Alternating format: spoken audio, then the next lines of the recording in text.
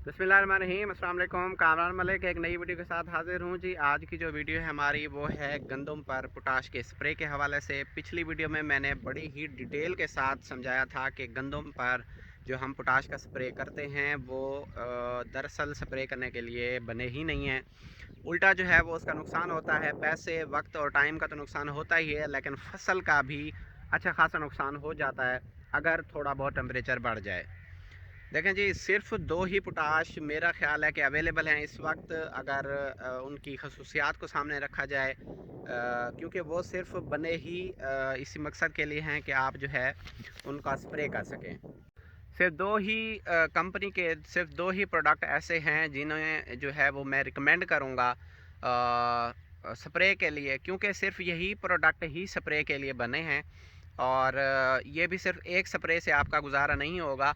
आपको कम से कम 2 से 3 स्प्रे एक हफ़्ते 10 दिन के वक्फे से करने पड़ेंगे। गोब की हालत से पहले पहले जब आपकी फसल 70-75 दिन की है आप तब शुरू कर दें। एक 70-75 पे कर लें, अगला 85 दिन पे कर लें और तीसरा स्प्रे जो है वो 95 दिन पर कर लें।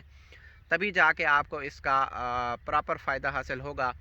सबसे पहले जो है वो आप ये बात ज़हन में रख लें कि पोटाश कभी भी अकेला स्प्रे नहीं करना, क्योंकि पोटाश बग़ैर बुरान के काम ऐसे ही करता है जैसे बंदा बग़ैर नीयत के कोई मज़दूर काम करता है। तो मेरा ख़्याल है कि आपको बुरान साथ में लाज़मी इस्तेमाल करना चाहिए। आप 300 से लेकर 500 ml या ग्राम की सूरत में 1 लीटर पोटाश जो उसके साथ आप 1 किलो या 1 लीटर में इस्तेमाल कर सकते हैं। अब बात है कि कौन सी स्प्रे करनी चाहिए, कौन सा पोटाश। देखिए जी, जाफ़र एग्रो का एक के लीफ के नाम से प्रोडक्ट है। वो जो पोटाश है वो बेहतरीन पोटाश है और वो स्प्रे के लिए ही बनी है। ठीक है जी, आप उसका स्प्रे बगैर किसी फ़िक्र परेशानी के कर सकते हैं। दूसरे नंबर पे है सवात एग्रो का स्पीड फॉल के।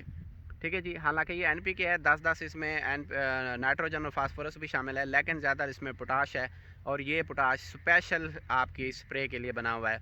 तो ये दो जो प्रोडक्ट हैं आप इनको बेफिक्र होकर अपनी गन्नों पर पोटाश स्प्रे के तौर पर इस्तेमाल कर सकते हैं। जज़ाकल्लाह।